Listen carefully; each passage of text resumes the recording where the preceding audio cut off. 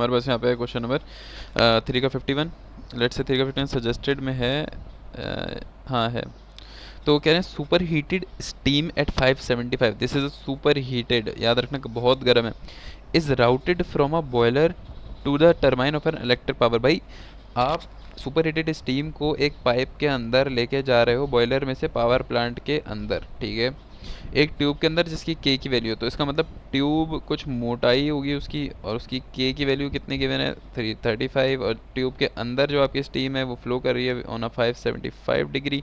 देखते हैं बाहर क्या टेम्परेचर है, मोस्ट प्रोबेबली बाहर कम ही होगा तो आपकी हीट यूँ फ्लो करेगी of a 300 millimetre inner diameter. तो इसका जो आर आई है इसका मैं रेडियस लिख रहा हूँ, which would be 150 millimetre, which would be I guess 0.15 metre.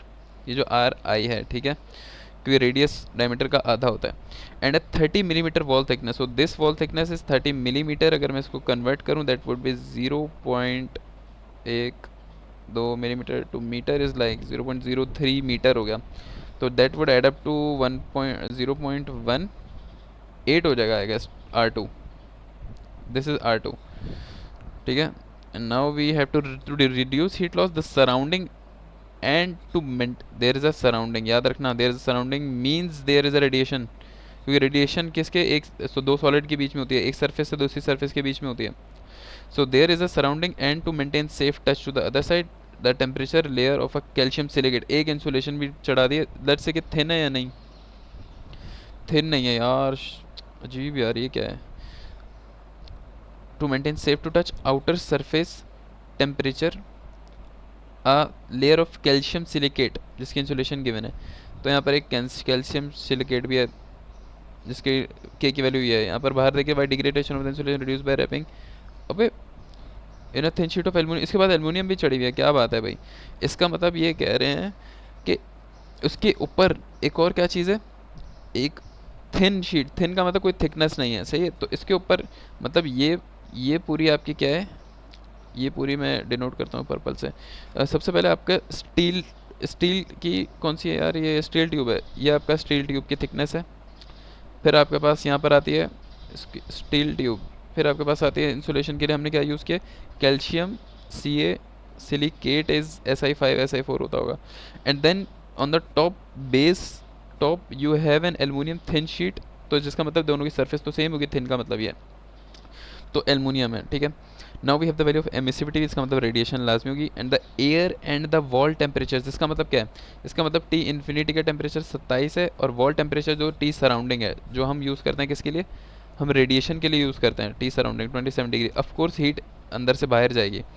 बोला हुआ assuming the inner surface temperature of steel tube correspond to the steam and the convection, इसका मतलब ये वो कह रहे हैं कि अंदर स्ट्रीम जा रही है तो ये तो टी इन्फिनिटी और एच इन्फिनिटी होना चाहिए, लेकिन वो कह रहे हैं कि आप अज्यूम करो कि टी इन्फिनिटी एच इन्फिनिटी नहीं है, ये जो 575 हमने दिया ना ये आपका डायरेक्ट सरफेस का टेम्परेचर है, ये सेम है, उन्होंने बोला है कि तो आपको जो टी इनर सरफेस टेम्परेचर है वही 575 है, ठीक है। इन लोगों ने बोल दिया आपको ये कि correspond to steam convection coefficient, ठीक है। Coefficient outside the aluminium is 6, मतलब बाहर का जो एच नॉट है वो भी आपको गिवन है। What is the minimum insulation thickness, गौर से देखना, what is the minimum insulation thickness, तो मतलब इंसुलेशन की थिकनेस मांगी हुई है। मैं यहाँ पे आंखें बंद करके नहीं, सॉरी, एक चीज़ देख सकता हूँ, बहुत गंदी डायग्राम है, इसको थोड़ा सा यार देखना कि अगर ये मेरा R1 है, सही है, और ये मेरा R2 है, सही है, और ये मेरा R3 है, ये मेरा R3 है, ओके। इन लोगों ने बोला कि आप ये वाली थिकनेस बताओ, ये थिकनेस बताओ यहाँ से लेके यहाँ तक, तो मैं बोल सकता हूँ कि जो मेरी थिकनेस है इंसुलेशन की वो बराबर है पूरा R3 में से, अगर मैं पूरा जो मेरा R3 है, R3 में से अगर मैं माइनस कर दूँ मेरा R2 माइनस कर दूँ, सही है। वापस गौर से देखो, ये जो मेरा R2 है ये मेरा R3 है, अगर मैं इसमें से अपना R2 को माइनस कर दूं तो मेरे पास ये थिकनेस मिल जाएगी, सही है। और मेरा R2 कितना है, R2 मुझे पता है, ये मेरा 150 मिलीमीटर है और ये मेरा 30 मिलीमीटर है, तो 150 प्लस 180 मिलीमीटर हो गया, तो मुझे पता है मेरा R2 180 मिलीमीटर है। इसका मतलब अगर मैंने किसी भी तरह R3 मालूम कर लिया तो मुझे थिकनेस पता चल जाएगी, पहली चीज़ तो ये हो गई। और कह रहे हैं of aluminium does not exceed, इसका मतलब ये कह रहे हैं कि what is the minimum insulation thickness needed to ensure that the temperature of the aluminium does not exceed 50 degree, मतलब temperature surface of aluminium given है 50 डिग्री का. What is the corresponding heat loss per meter? Q upon L, मतलब Q dash निकालना है आपने. तो ये सारी चीज़ें निकालनी है. अब आप बोलो कि T S of aluminium 50 degree दिया भाई, ये यहाँ पर इनर सरफेस होगी, आउटर होगी. क्यों?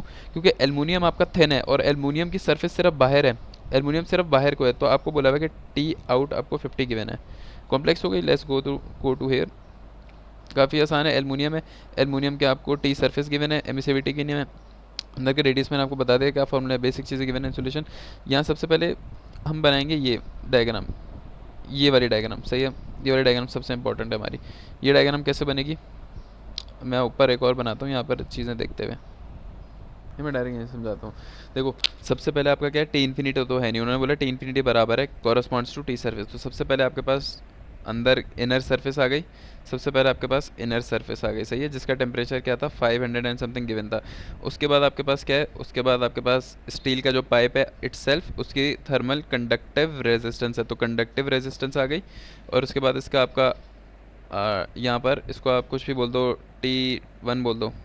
इसकी जो वो है outer surface of the pipe, pipe के ऊपर आपकी चढ़ी हुई आपके पैक हुई हुई insulation. So here is your insulation.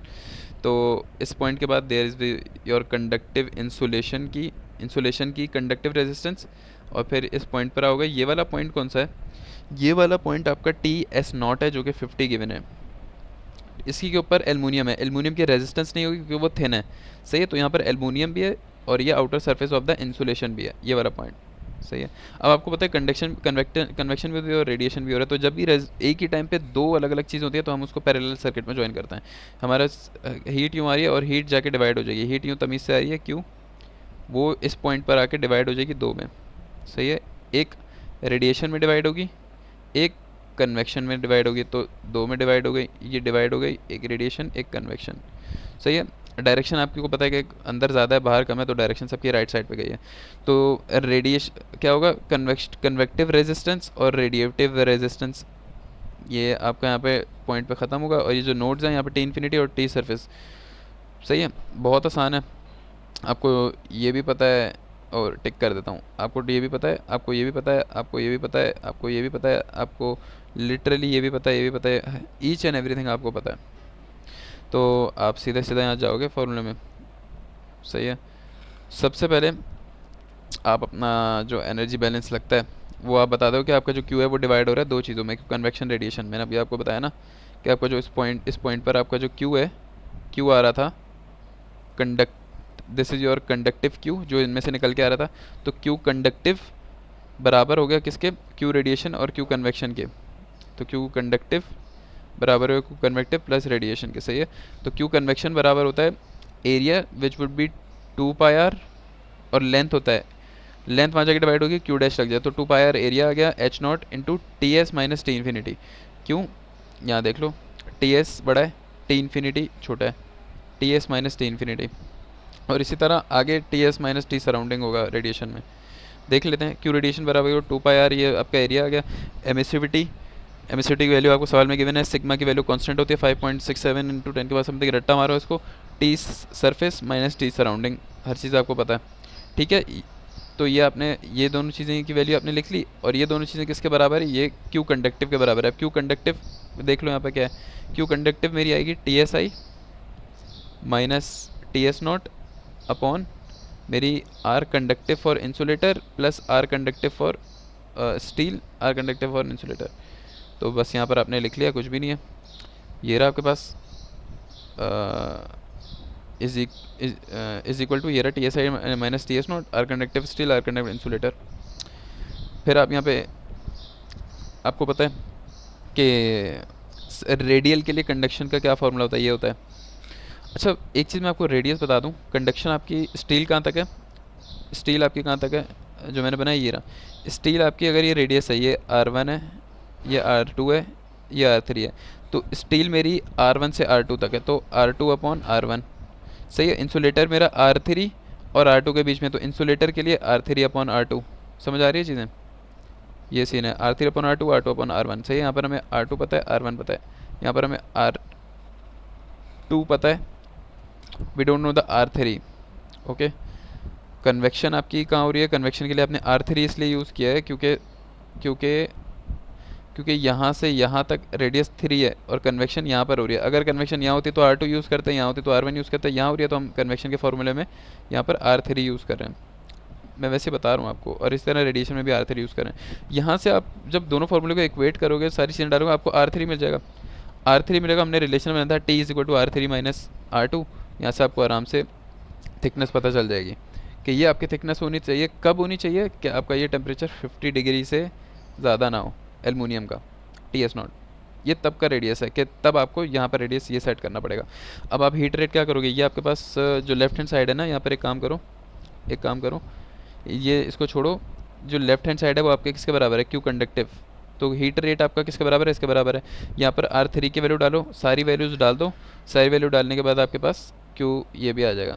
Okay, part B में ये लोग कह रहे हैं कि आप इफ़ेक्ट बताओ R3 और TS0 का, इफेक्ट ऑफ R3 शब्द देखना, तो आपको इफेक्ट देखना है R3 का on TS0 and Q dash.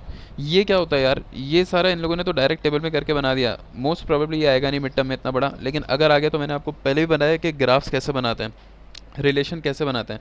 Effect आपने क्या बताना, डायरेक्ट रिलेशन और इन्वर्स रिलेशन अगर आप बता दो तो आसानी होगी, डायरेक्ट है या इन्वर्स है। आप क्या करो, ये आपके पास फॉर्मूला है, सबसे पहले आप क्या करो, the effects of R3 on TS0, सही है, the effects of R3 on TS0। तो आप क्या करोगे, इफेक्ट्स ऑफ R3 आपने बताना है TS0 के ऊपर, तो आप इस इक्वेशन के ऊपर सारी वैल्यूज़ डाल देना, और सारी वैल्यू डालने के बाद आप ना जो आपका, तो यहाँ पे आपने दो रिलेशन बताना है। सबसे पहले आपने बताना है effect of R3 on TS0। आप इस फॉर्मूले के अंदर ये जो आपका फॉर्मूला है, इस फॉर्मूले के अंदर ये रहा, सॉरी ये रहा, इज इक्वल टू क्यू। आपने इस फॉर्मूले के अंदर क्या करना है, क्यू की वैल्यू डालो, इसकी वैल्यू डालो, इन सब की वैल्यू डाल देना सिवाय TS0 और R3 के, इन दोनों की वैल्यू नहीं डालना, सही है। फिर आप एक काम करो, TS0 को एक तरफ कर दो, R3 को एक तरफ, आपके पास कुछ इस तरह बन जाएगा, TS0 is equal to 4/3 R3, इस तरह से बनेगा। तो आप क्या बता सकते हो, आप बता सकते हो कि मेरे TS0 का R3 पे डायरेक्ट रिलेशन है।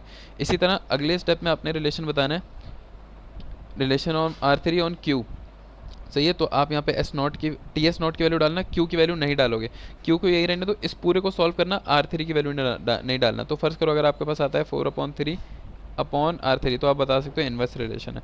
This is how you do this question.